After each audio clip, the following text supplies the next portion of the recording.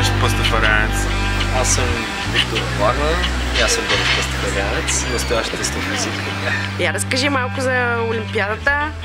И Олимпиадата по астрономия, общо взето и по астрофизика. Там се събират от много държави, много хора. Стават се задачи в 3 тура. И ние да ги печелим. Така. А вие заедно сте били? Не, аз говоря Като нация? Като България. Така. Не далеч ти са, България доста силна.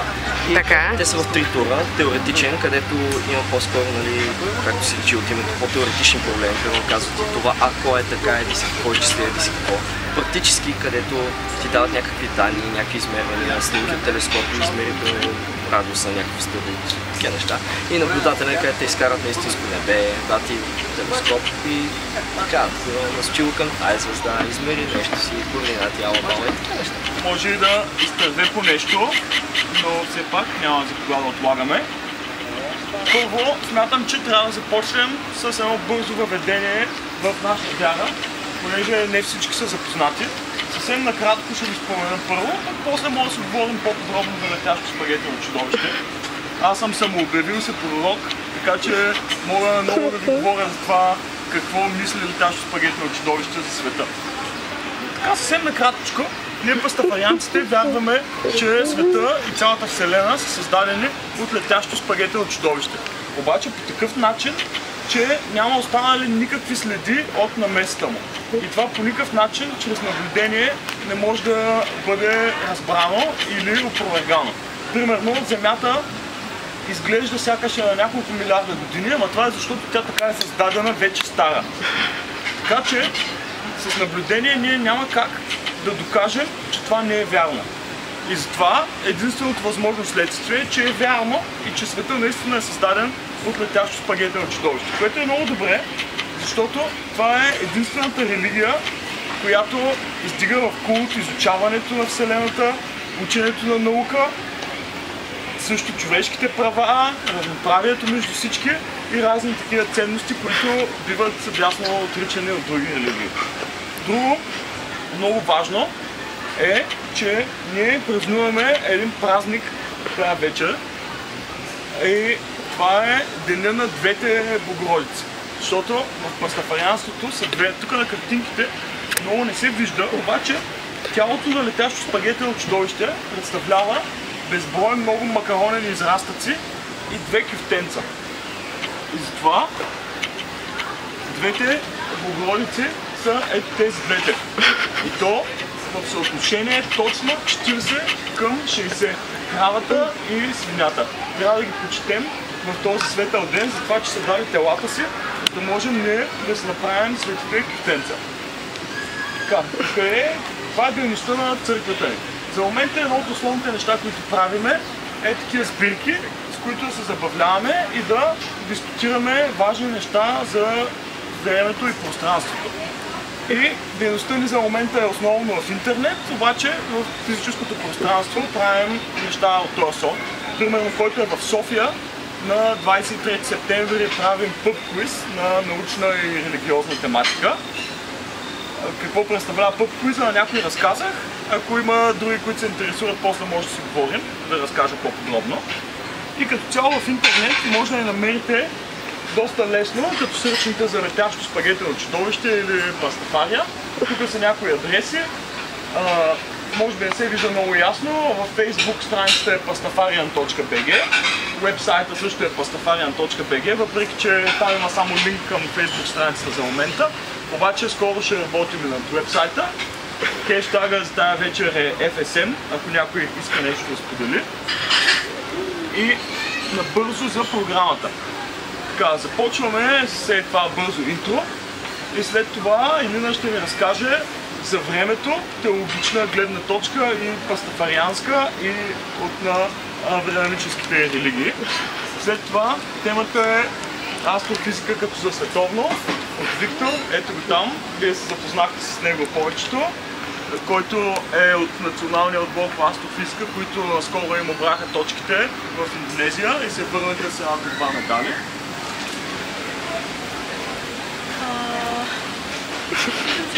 Добре. Добър вечер. Днес ще говорим малко за времето, но не това време, което е навън в момента сред нас, а това, в което сме ние и това, което е в нас. Защото то все от някъде трябва да е тръгнало, но не всички знаем откъде. И на някой все имам ме промнала идеята за това. И всички знаем, че времето се дели на преди Христа и след Христа. След като Исус се е родил някой ден, то е започнало да се разделя. И всички тези дати, с които ни пълни главите часовете по история, са тръгнали да се разделят от тогава. Защо делим времето преди Христа и след Христа? Какво всъщност Исус, когато се е родил, имал някакви леки психически отклонения, например. И хората по негово време идеално са разбирали това, но възпитаността им и любовта към ближния, която не е станала модерна до негово време, а именно преди това са ги спирали да му кажат, че той не може просто да прави такива неща. Той е тръгнал да събира хора, да ходи по вода, да превръща вино в вода, или обратното. И хората му вярвали. Даже написали книга, защото вярвали, че той ще спре евентуално с всички свои полуди. Но не премислили, че след години други хора ще вярват на тази книга. И това създало нова религия, без да иска. Бог също така е виновен и за доста суеверия. Като замислим, Бог всъщност е едно суеверие като цяло. Защото казва някои неща от сорт, не прави това, иначе ще го размислиш, не прави онова, че ще отидеш пада и какво ли още не е. Ако се замислим, че вярващите хора са нещо по-лесни за манипулиране, всъщност е така. Защото е много по-лесно да манипулираш хора с всички убеждения, с всички вярвания и с всички вярвания.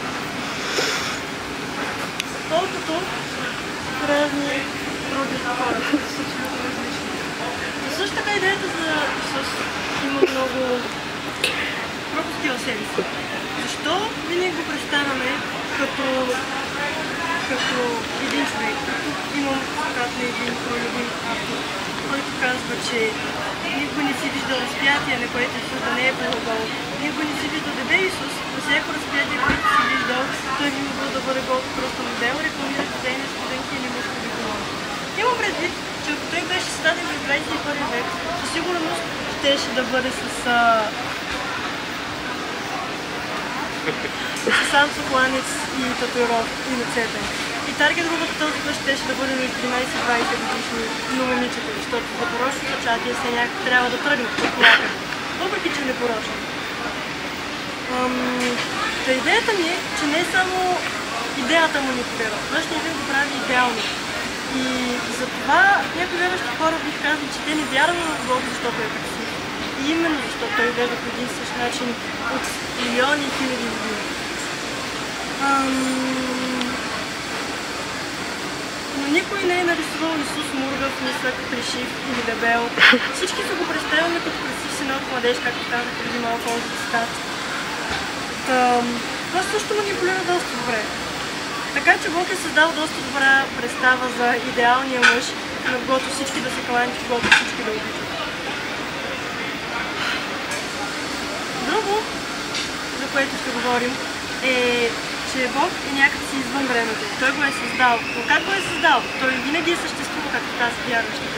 И един ден просто се е събудил и му дошла гениалната идея да се създаде планета. И окей, създава. Обаче времето тече и минава, но той се седи, не остарява, не изчезва, не се смалява, не се оголемява. Той е там. Което до някъде ни напомня на идентични същества, от които хората едно време са се страхували. Онези, които правят хората по своя образ и подобни. Говоря за вампирите, но не свързвам го с пиенето на кръв и с непоносимостта към слънчева светлина, а с това, че прави хората точно като себе си и с това, че не остарява. Но ние много добре знаем, че вампири не съществуват. И ако някой ни каже, че е видял такъв или че е говорил с такъв, ние изключваме съзнанието си, не слушаме какво има да ни каже. Но ако някой ни каже, че е говорил с Бог или че го е видял, ние моментално се радваме. И и го караме да ни разкаже цялата история или типа сме го поканили в някое вечерно шоу, защото манипулирането се трябва да продължи. Но ако всъщност човека е създал Бог по свой образ и подобие, това би било перфектната хикс идея, перфектната измама и перфектната иллюзия. Бог е толерантен, Бог не подкрепя абсолютно всички, той има определени ограничения.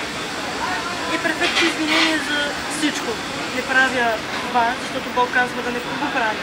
Не обичам гейовете, защото Бог е против тях. И още много други неща. И знаем, че децата едно време, че и сега са си измисли въображаеми приятели, когато са самотни. Говорят им, слушат ги, подкрепят ги, но просто не е, че е въображаем приятел и приел по-големи измерения, като Исус, например. И сме започнали да го обвиняваме за всички неща, които ни се случват, за болестите и за смъртта, за войните и загубата, за самотата. И вярваме, че той ни чува, и че ни разбира, и че ни подкрепя. Но обаче в края на деня винаги си сам не е точно така. Истината е, че през целия ден си. Колкото и да се молиш в облаците и да говориш на картини, икони, нарисувани от чужди ръце, ти на края на деня и през целия факт. Има един тънък момент. Когато умрете и се окажете под въдното и видите вулкан от бира, не бързайте да се радвате, защото ада много прилича на рая. Също така има вулкан от бира, само че тя е вкиснала. Това е една основна, много неприятна разлика. Бирата е много специална течност в пастафарианството. Значи ние знаем, че тя е една от телесните течности на Създателя, но още не сме решили точно коя е. Може би да е спиналната течност или лимфата. Теолозите на високите равнища все още се разправят, но важното е, че е много специална течност и има така наречената трансубстанциация на бирата. Транссубстанциация? Да, трансубстанциация на бирата. Значи бирата е тая бутилка. Биричка. С студена бира. Това е най-прекрасната течност, която човек може да се представи в този момент. И когато бирата се излее и напусне оковите на бутилката, тя всъщност изведнъж се превръща в една отвратителна течност, която не може да ти отдоли жаждата и освен това смърди, кисва се супер бързо. Значи някакси бирата има специални свойства, поставена в необходимия контейнер и след като го напусне, изведнъж губи всичките си специални свойства. Тя тогава някакси изпада от влиянието на летящо спагетено чудовище и губи истинската си същност. И затова пастафарианството, разливането на бира е много голям грях, който се изкупва с прочитане на 10 страници от Википедия от край до край, ако някой го направи. Взел съм от една руска олимпиада 2006 година в Кавказ и тази задачата беше следната. И зададена по следния начин.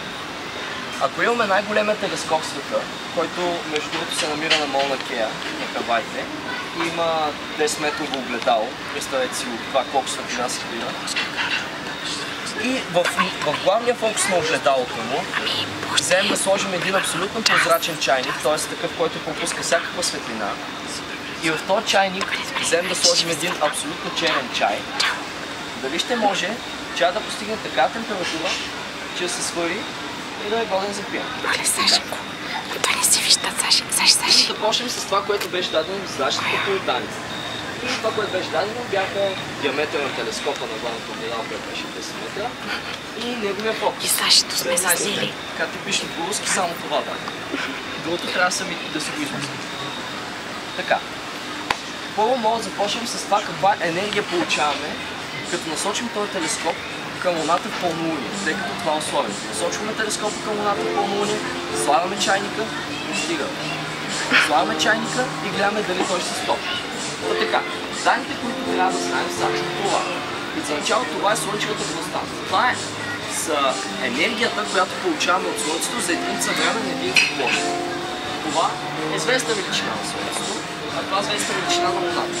Ползваме ги, за да ги сравним и за да открием колко е енергията, по която получаваме от Луната.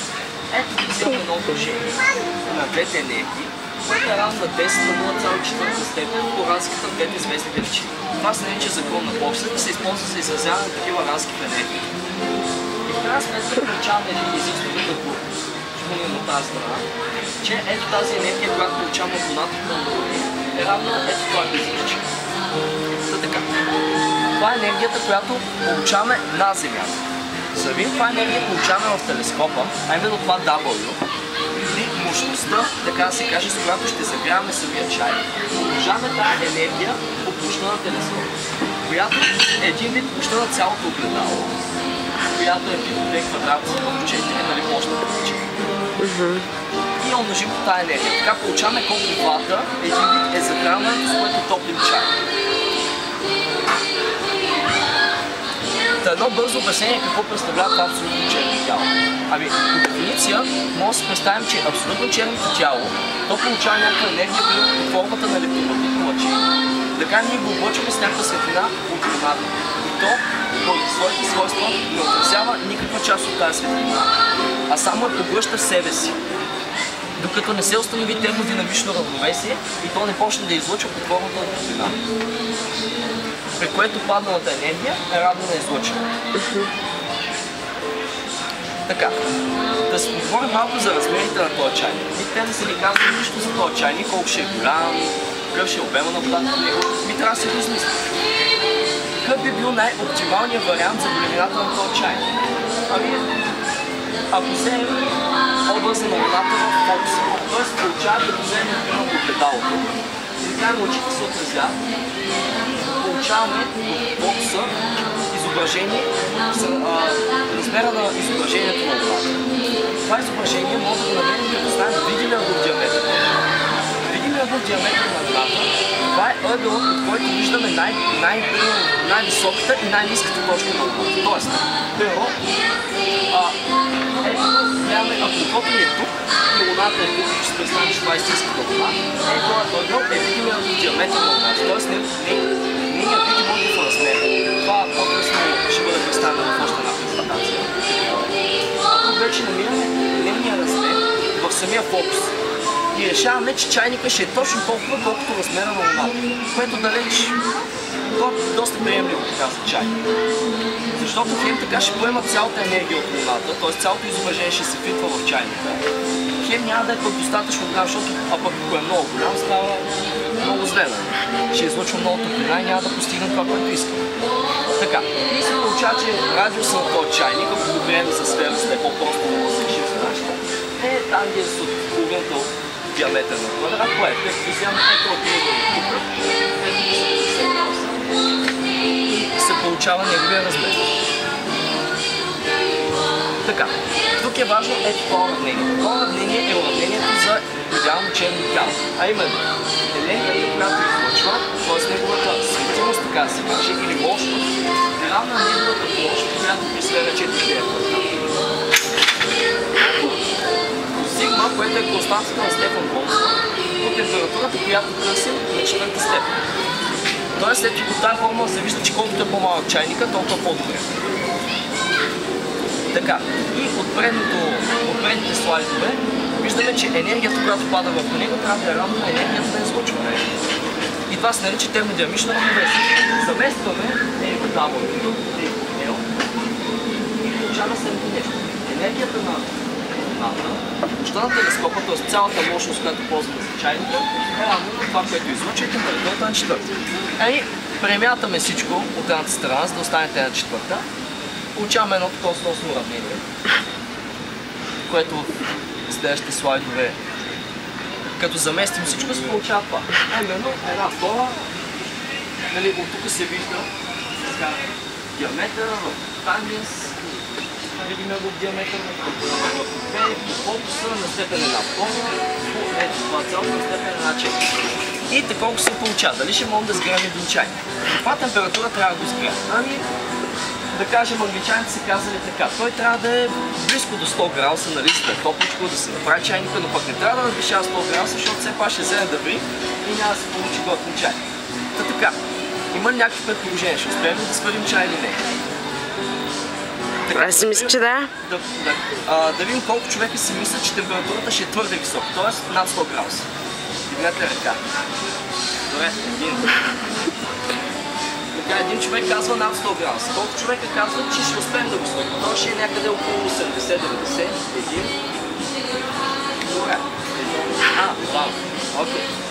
И колко човека мисля, че температурата няма да е достатъчна. Така, добре, един, двама, трима. Добре, большинството мисля, че няма да се повтори. Дали е така? Като заместим всички тия глупости, се получава, че температурата ще е 89,87 Келвин или минус 183,28, което е доста по-ниско от една стайна температура. Това е интересен резултат, тъй като казва се, че енергията от луната изобщо не е много. За сметка на това път, ако вземем, че закрием половината или една четвърт от Слънцето, с такъв телескоп температурата ще е предостатъчна, за да изпарим водата. Но така или иначе, казва, че с луната чай не може да се топли. Поне може да я гледаме и да се осъждаваме. Интересното в това уравнение е, че се вижда това отношение. Дева кое? Това е една типична величина за един телескоп, която се нарича светлосила. Тоест, колко светлина събира за размер. Да. И тая величина е един вид това отношение. Това отношение, ако имаме също за малък телескоп, т.е. примерно вземем един не 10 метров, а 1 метров телескоп и вземем не 17, а 1,7 метра, ще има абсолютно същата светимост и тя ще достигне абсолютно същата температура. Тоест, за да повишим температурата, единствения шанс е да направим колкото се може по-малко. Тоест, колкото по-малко фокус е, толкова по-малък ще трябва да е чай, толкова по-бързо ще стопи. Това се оказва. И благодаря за вниманието.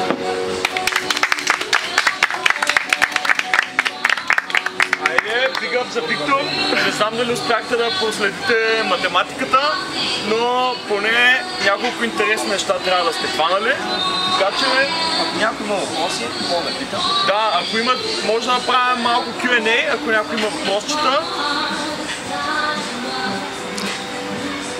Не е задължително да е точно по условието на задачата, може също като цяло за астрофизиката, като състезателна дисциплина. Да.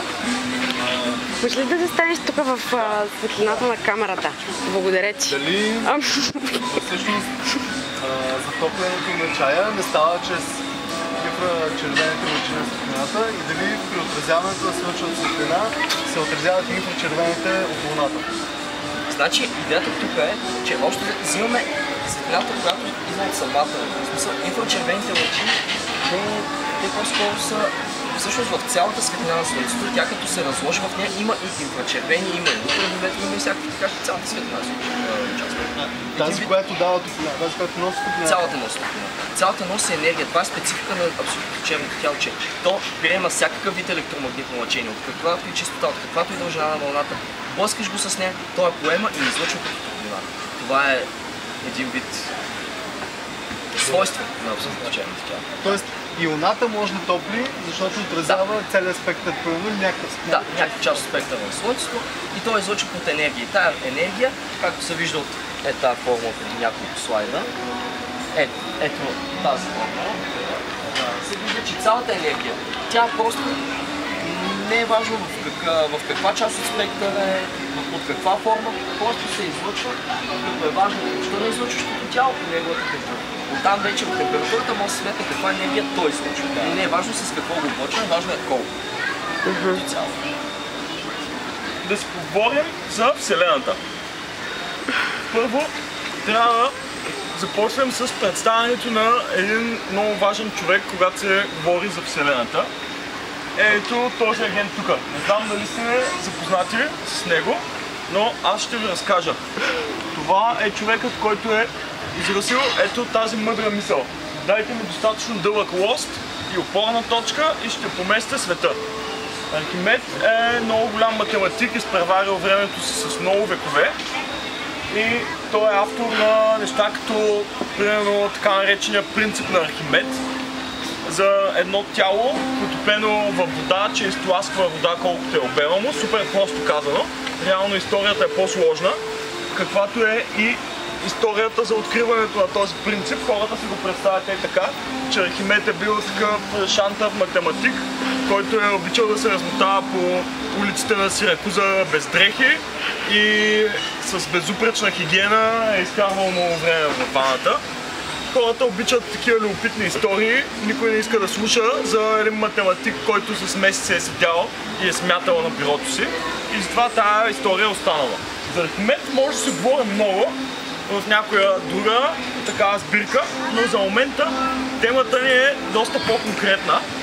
Затова нека минем по същество. Пресмятане на песечинките. Какво е това? Това е един много култов труд на Архимед, който той е написал в 3 век преди Христа, където той се опитва да сметне колко аджба песечинки могат да се съберат в Вселената. Това е един много интересен въпрос, разгледан от тогавашната гледна точка, защото тогава е било много по-трудно да се сметне. Затова нека да видим какви са предизвикателствата пред Архимед, когато той се захваща с тази задача. Първо предизвикателство трябва да сметне колко е голяма Вселената. Няма 2000-летия преди изобретяването на първия телескоп. Трудна работа. Друго, много важно за този труд, защо пресмятането на песчинките е толкова интересен труд. Той е написан и адресиран към царя на Сиракуза Гелон II, който обаче не се е славил с някакви особени познания по математика, астрономия или каквото и да е. Тоест обяснението е било, както се казва на български, като за баба ти. Това говори много за това управниците едно време, дори в древна Елада, колко са били необразовани в научните области. Ние си представяме древна Гърция, че там всички са математици, философи и така нататък. Но управниците да са прости, тенденцията датира от много отдавна. И ето ключово предизвикателство пред Архимед. Архимед не е разполагал с арабските цифри. И арабските цифри са важни не просто като символи, ами чисто като десетичната нотация за записване на числа, че можеш да преизползваш едни и същи символи, за да запишеш колкото си искаш големи числа. Мен лично как ми дойде идеята на тази презентация.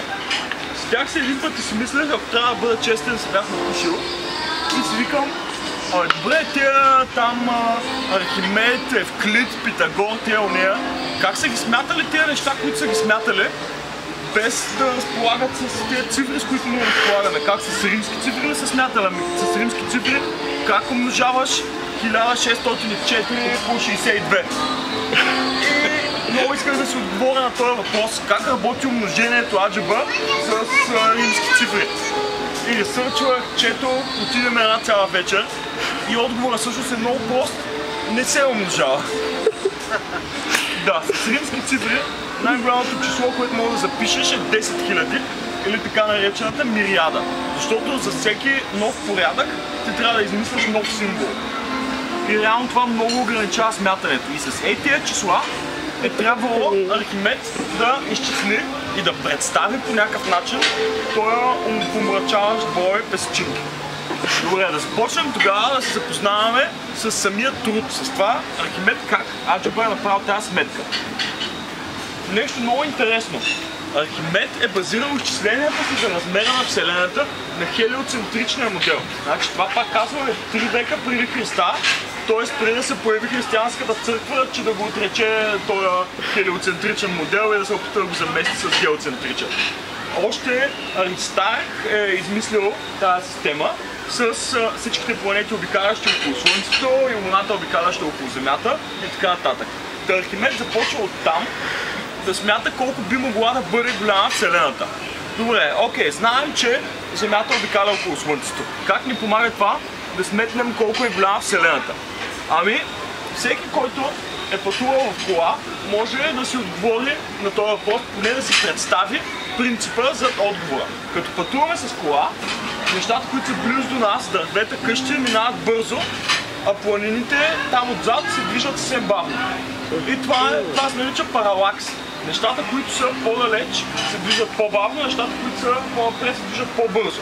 И затова, когато Земята обикаля около Слънцето, би трябвало по-близките звезди да правят малки кръгчета на фона на по-далечните звезди. Просто защото ние се местим спрямо тях. Обаче, такъв паралакс по времето на Архимед не се наблюдава. Всичките звезди си седят неподвижно на небето. И затова той и заключва, че звездите трябва да са някъде много на майната си, за да не мърдат изобщо. И това много на майната си, той го е сметнал на 2 светлинни години. От съвременна гледна точка, 2 светлинни години за оценка на размера на Вселената изглежда много малко. Значи той не е знаел за други галактики, окей. Но дори за размера на галактиката изглежда много малко. Но все пак трябва да му дадем кредит на Архимед, защото той е направил всъщност най-доброто, което е било възможно да се направи по това време. Той е направил много адванс сметки, например, като е смятал ъгловия диаметър на Слънцето, той е отчел размера на зеницата на човека и всъщност е първия, който е анализирал физиката на възприятията на човека. И много други неща е открил пътя, ще споменем малко по-късно и за умножение на степени и такива неща. Така че всичките тези неща, той е стигнал от тях, за да може да даде тази оценка, която действително е грешна, но все пак е чисто като съвсем груб порядък, до някъде се доближава, не е казал 500 км, все пак 2 светлинни години се освет доста сериозно разстояние. И след това трябва да го напълним с песчинки. Това е лесно, смятаме песчинки в една шепа, песчинки в литър, кубичен километър. Въпрос ли? Да, въпрос, че светлинни години ли е мерната единица, която е използвал или го е смятал? Това е следващия слайд, избързваш. Okay. Така, сега ще обясня. Той не е използвал, той не е знаел за никакви етики. Аз казвам тук 10 на 63-та, накрая му е излязал отговора. Още не съм стигнал от там как той е представил този отговор. Защото на нас не е много лесно, нали? Да кажем светлинни години. Дори да го запишеш е така. Да, не е знаел скоростта на светлината. Единица с 63 нули е отговора. Но как го е представил той? Песчинки, така, значи, това е броя на песчинките по неговата сметка, 10 на 63-та. Значи, мерната единица, която Архимед е използвал, е била стадии. Стадии идва от стадион. Значи, още от едно време хората си представили разстоянията като N на брой футболни игрища, наредени едно до друго. И също както и сега, игрищата са били с различни размери. Така че е имало стадии от Сиракуза, стадии от тенис, къде се зависи къде е, колко им е голям стадиона. И добре, че Архимед е използвал стадиона на любимия отбор на царя, защото иначе може да трябва да чакаме още 1000 години за принципа за плаваемостта. Но както и да е, на нас това ни интересува приблизително. Стадия, който е смятал е някъде около 160 метра. И това са хипер много стадии, които той трябва да сметне с тези гръцки числа. Те са по-различни от римските, но са на същия принцип. За всеки мащаб има отделно число. И така, как се смята това нещо? Значи Архимед започва така. Имаме числата от 1, 2, 3, 4 и така до мириада. Мириада е 10 000. Ами ние тогава можем да почнем да борим така. 1 мириада, 2 мириади, 3 мириади и така нататък до мириада мириади, което е 10 000 по 10 000, което е 100 милиона или 10 на 8. Имаме това число, за което имаме име. 10 на 8 мириада мириади. И след това той казва, това до момента бяха първите числа. 1, 2, 3 до 10 на 8. След това вторите числа, тях единицата е най-голямото число от първите числа. Така че там имаме 10 на 8, 2 по 10 на 8, 3 по 10 на 8 и така нататък до мириада мириади по 10 на 8. Това са вторите числа. Както вече може би се досещате, третите числа вземат единицата на вторите числа за едно и после имаме 10 на 16, 2 по 10 на 16, 3 по 10 на 16 и така нататък. Това са третите числа. След това четвъртите числа, петите числа и така нататък до мириадните числа. Това е мириадна бройна система. Нещо такова, да. Значи тук имаме, стигаме до 10 на 8 по 10 на 8. Това са мириадните числа. Но Архимед не спира до тук. Това са числата от първия период. След това започваме с числата от втория период. Най-голямото число от мириадните числа от първия период е единицата на първите числа от втория период. Имаме 1, 2, 3 и така нататък. След това втори числа от втория период, трети числа от втория период, след това трети период, четвърти период и накрая стигаме до мириадния период, мириадните числа и това е най-голямото число, което той успява да представи. 10 на степен 8 по 10 на 16. Или единица с 80 квадрилиона нули след нея. Доста голямо число. Значи, по времето на Архимед, че и доскоро на тези числа са им казвали астрономически числа. Обаче, след натрупаните рекордни външни дългове на държавите по света и хиперинфлацията в Зимбабве, която достигна до няколко хексалиона процента, вече е по-удачно да ги наричаме финансови числа, защото водят до тези интересни феномени, банкнота от 100 трилиона долара в Зимбабве. Така че Архимед по този начин представя не само астрономически, ами стига дори до финансовите числа да представи в своята примитивна система.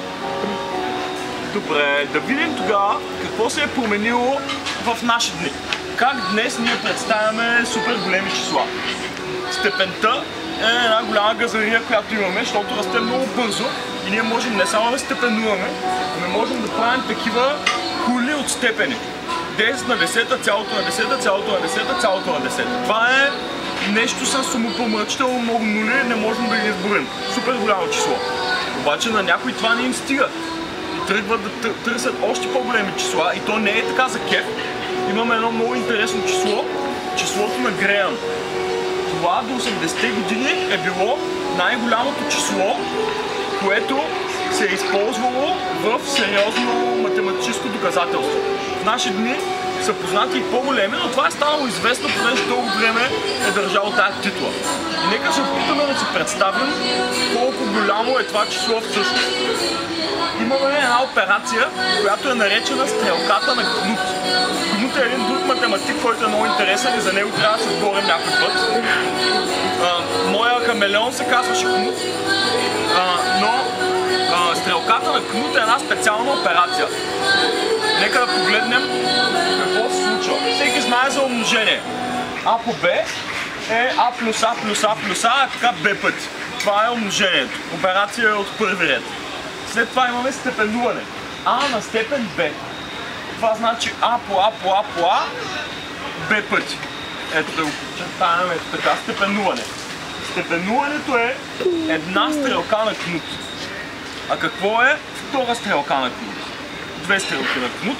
Това е А на степен А на степен А на степен А и така Б на брой пъти. Това е така наречената операция тетрация. И оттам нататък имаме три стрелки на Кнут, или така наречената пентация, което е А, две стрелки А, две стрелки А, две стрелки А и така Б пъти. Тоест, тук имаме разреди на операции, които нарастват по същия начин, както нарастват събиране, умножение, степенуване и така нататък. И след това как пресмятаме това число на Греъм. Започваме най-долу с 3, 4 стрелки на Кнут, 3. Значи това е операцията хексация. Значи още на първия ред имаме някакво супер голямо число. Това число е броя на стрелките на втория ред. Значи тук на втория ред вече имаме някакво хипер голямо число брой стрелки. Резултата от тази операция е броя на стрелките от третия ред. И така 64 слоя. Значи това е още на второто ниво. Човешки мозък не може да си представи колко е голямо това число. По никакъв начин не може да се визуализира, защото то е много по-голямо от броя на атомите в Вселената. А като стигнем до четвъртия, петия ред, вече изчерпваме всички възможни пермутации на всички атоми в Вселената. И така до 64 реда. Това беше нещо любопитно от големите числа в наши дни. Сега набързо за Вселената. Там казахме, че Архимед също не е сметнал нещата съвсем точно и е малко сметнал леко надолу Вселената. Нека с днешните знания да видим колко е голяма и колко песчинки ще събере. Проблема е, че ние не знаем всъщност да не биде безкрайна. Затова за момента ще се задоволим с анализиране на видимата Вселена. Това значи частта от Вселената, която в момента на създаването на Вселената, в момента на големия взрив, от нея започва да пътува светлина към нас. И ние сега в момента, когато тази първична светлина, която е изгряла в момента на създаването на Вселената, стига до нашите очи, тя е пътувала 13,7 милиарда години. И ето този радиус с тази светлина, която е пътувала толкова време, е границата на видимата Вселена. И една наивна сметка на коляно би дала резултат, че Вселената би трябвало да има радиус 27,2 милиарда светлинни години. Не, или 2 пъти по-голям? То диаметър, т.е. 2 пъти по-малък, радиус 13,7. Знам, че е 40 и няколко. Не, точно така. Това е верният отговор. Обаче, първо казваме интуитивната сметка на коляно. Чертаем радиус от 13,7 милиарда светлинни години около Земята. Обаче, то е всъщност повече, защото Вселената е решила да не ни се дава лесно. И тя всъщност се разширява. И тя се разширява не че просто галактиките се разбягват една от друга, ами чисто ново пространство се появява измежду галактиките. Примерно две галактики биха могли да бъдат след една година време вече на 2 светлинни години разстояние. И не защото се движат по-бързо от скоростта на светлината, ами защото самата Вселена се разширява, като равномерно се появява ново място между различни обекти. И така стигаме до диаметър от 46 милиарда светлинни години. Това е най-далечното нещо, което може да видим и което на теория можем да видим според съвременните теории. Тоест за момента всичко извън този радиус за нас на практика не съществува. И в тази Вселена можем да сметнем, използвайки две кубични светлинни години за отправна точка, в които има 10 на 63-та песчинки. И смятаме обема, че е 23 пъти по-голям, 23 милиарда пъти, т.е. 23 милиарда на трета. И стигаме до отговор 10 на 93-та песчинки биха могли да се съберат в Вселената с съвременните изчисления. Едно доста голямо число и много близо, между другото, до логаритмичен смисъл. Да, в логаритмичен смисъл. Иначе, в сравнение при тази големина. Греъм, това са едни супер дреболи, нали, материалната Вселена. То е едно нищо направо. И за заключение, искам да се поставя на бързо учението на летящо спагетено чудовище, което казва: изучавайте това и разберете каква е играта с него, че ми е много интересно да видя дали ще успеете. И християнството, което на фона на цялото това величие казва: не дейте да мастурбирате. Благодаря за вниманието. Мастурбирайте с колкото си искате. И с това закриваме формалната част от сбирката.